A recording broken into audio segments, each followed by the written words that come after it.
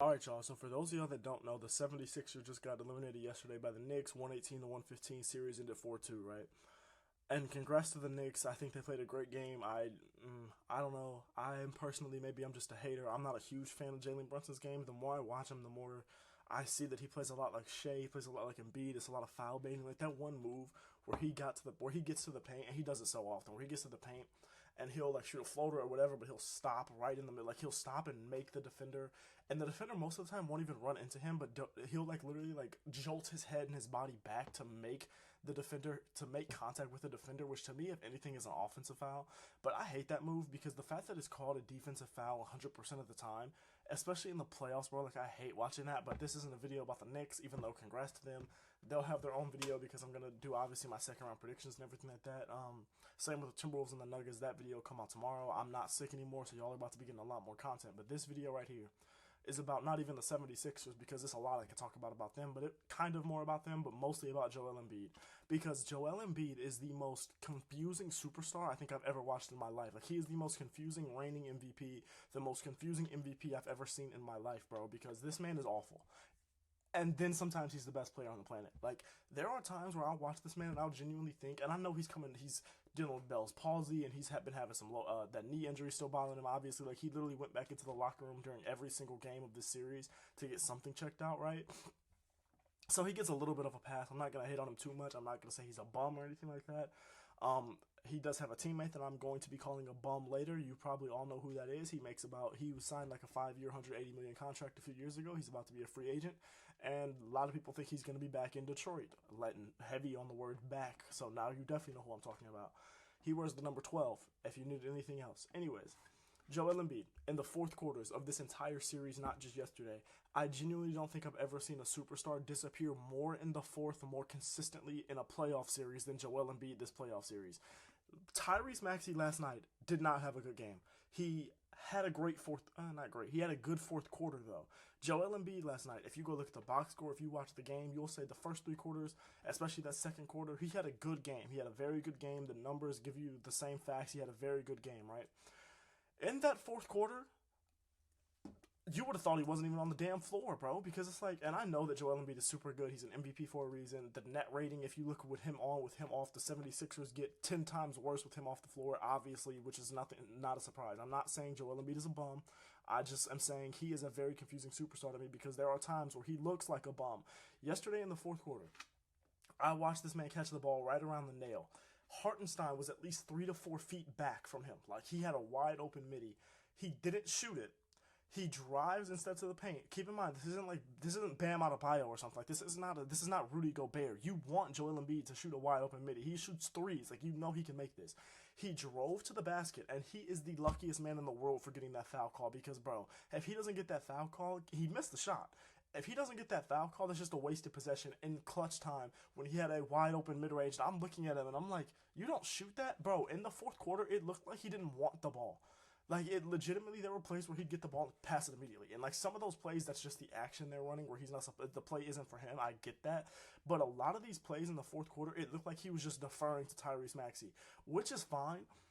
But when you consider the fact that Tyrese Maxey wasn't having a great game, he was having a good fourth quarter, but he wasn't having a great game, and when you consider the fact that you are a reigning MVP, you have never made it to the conference finals. You're down 4-2 you're down 3-2 at this point at home. You were just down 10 with 3 minutes left in the game, and now it's a 1 point game, and you don't want the ball?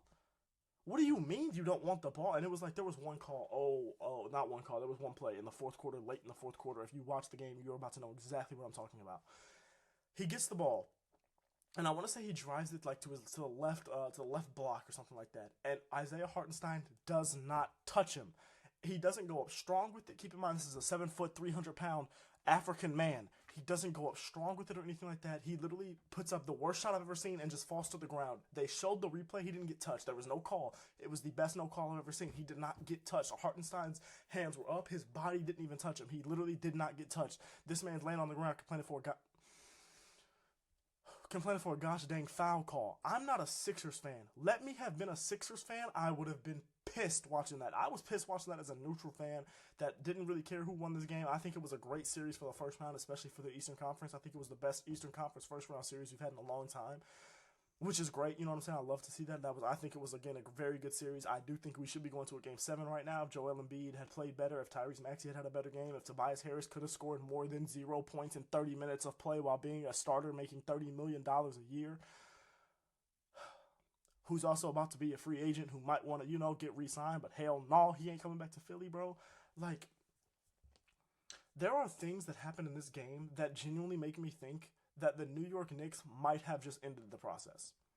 I think the New York Knicks this season might have just closed that championship window for the 76ers. Now, I'm not saying they did. I'm saying they might have, because the 76ers this year, they have some free agents they could go out and get, but this isn't a great free agency class. In fact, it's a pretty bad one. Like, we don't know what's going to happen with LeBron. Literally, as I'm recording this, Darvin Ham, it just announced that he was fired, which we all knew was going to happen. So we don't know what LeBron's going to do with his player option. Same with D'Lo. We don't know what these guys are going to do, but this is relatively a weak free agency class, right? But these guys have money, and they have draft picks that they can go trade. I mean, they have cap space and they have draft picks. They can go trade and get a good guy to bring in and try to make this one last run with this 76ers team. Bro, if next year the 76ers don't make it to the conference finals or beyond, I genuinely think Joel Embiid's done in Philly. I think that whole championship window is like what just happened with the Buffalo Bills in football, except they're obviously not going to get rid of Josh Allen, but it's like that championship window with the team that they had closed.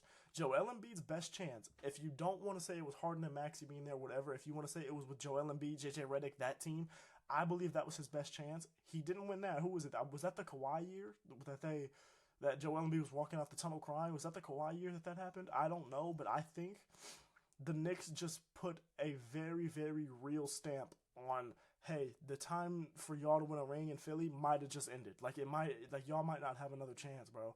Because what did I just watch last night, bro?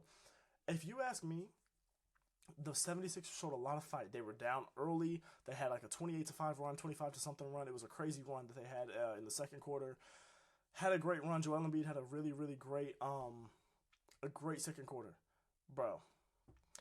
In that fourth quarter, they were down 10 with 3 minutes left. They clawed back to make it a close game, and oh my goodness, this man Joel Embiid got dunked on by OG Anunoby so bad that I damn near turned my TV off, bro. When I tell you that this man he didn't even jump. He got dunked on and he put his hands out to try to stop him, and he still got pumped, bro.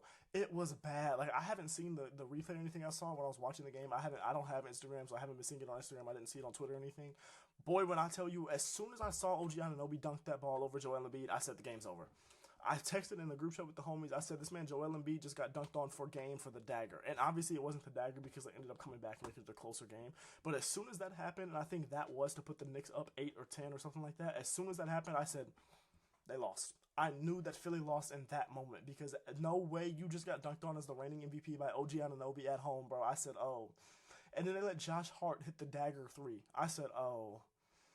And literally, bro, when it's Josh Hart, it's like, yeah, the game's even more over now. It's like, you're the guy you do want to leave open, if anyone, is the guy that hits it. I'm like, yeah, bro. Like, y'all lost. And I knew before then because, boy, when I tell you, as soon as he threw that dunk down, I screamed. My mom was asleep and everything like that. Boy, I screamed. I said, I was on FaceTime with a girl, bro. I screamed. I said, oh, I'm about to turn my TV off. And I didn't. And I'm glad I didn't because the game got closer and I saw a bunch of bad basketball from Joel Embiid past that point. But boy, and then he fouled out. I said, oh no, it doesn't look good, Joel. You had great numbers and everything like that, but if we really want to go to the fourth quarters of every single game this series, you did not play well. I get you had a 50-piece. I get you just dropped 33 and 13 or something like that. I get all that. I don't give a damn because that's the only player where you can look at the box score, it'll say he had a dominant game, but if you watch the game, there were legitimate moments where you just felt like he just wasn't there. Like, he wasn't existent. He didn't want it. Like, I don't know, bro. I'm not questioning him. I'm just saying I don't know about him being the 1A guy on a championship team. I don't, and I hate saying that because he's literally a reigning MVP. He is a big man, too. It's rare that we say that about a big man. It's something you say about guards. But I don't know, bro. And like I said, Tobias Harris, you suck. Let's see how many minutes he played. I think he played 28 or 29 minutes. I know he scored 0 points. I'll tell you that. Tobias Harris played 29 minutes, shot 2 shots, 0 points.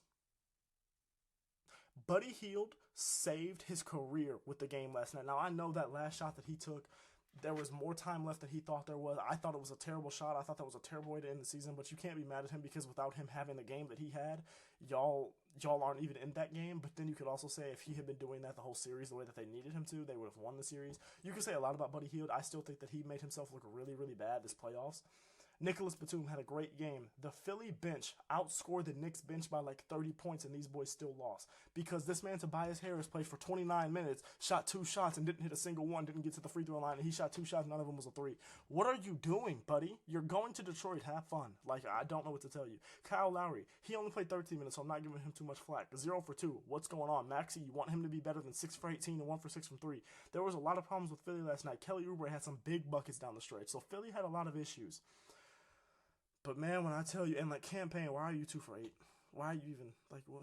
Why does Campaign have 8 shots and Tobias Harris has 2?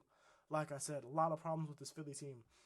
That's why I think there's a lot that if I could speak English, that's why I think there's a lot that just like needs to be fixed, and I don't know how they really do it. Which is why I think that championship window for Philly with this core of Joel Embiid as the main guy might have just ended, bro. New York might have just put a stamp on that one.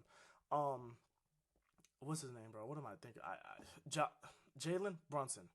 Brother, 13 for 27, 41 points, 12 assists, great game. I don't know what else to say. Jalen Brunson's a dog. I still do not believe he can be the 1A on a championship team. I do not care what you say to me. And he can easily prove me wrong, and I'm honestly rooting for him too because New York, I'd love to see him get a ring. I wouldn't be mad at that at all. I have no hate towards the New York franchise. In fact, they've sucked for most of my life, and I was a big Melo fan, so I have no problem with New York. I'm a Jalen Brunson fan. I still do not believe he can be the 1A on a championship winner. I just don't. I don't know what it is. Maybe I'm a hater. I don't know. Maybe y'all are seeing something that I don't see, but I just don't know that he can be that. Now, I do believe he can be a 1B. I do believe that for sure I do. Or he can have nights in a championship series where he's a 1A and then someone else is a 1A. Other nights where you could have 2 1As. I could see that as well. I'm just saying I don't think he's going to be your 1A every single time. If you're looking to win a championship, I don't expect it, but it's possible. But I would love to hear what y'all think about Joel Embiid because, bro, I know a lot of people hate the way he plays, and I'm one of those people. I do not like the way he plays, but it works for him, so I'm not going to hate on it too much. But, bro, I don't know. Some of the stuff he does infuriates me, especially with the dirty plays, which I'm not even going to get into because y'all have seen it. And if you haven't, just go look it up, and you'll be mad at it too. All I'm saying is if Draymond had done something. Draymond got suspended in a finals game for doing around the same tier of stuff that Joel Embiid did during this whole series, and he didn't get suspended once. No one said anything about it. But you suspend Draymond Green, the best defender on a 73-9 team for Game 5 of the Finals. Interesting, NBA. But anyways, tell me what y'all think about Joel Embiid. I'm very interested to see what y'all think because I don't know if my opinion is popular or not.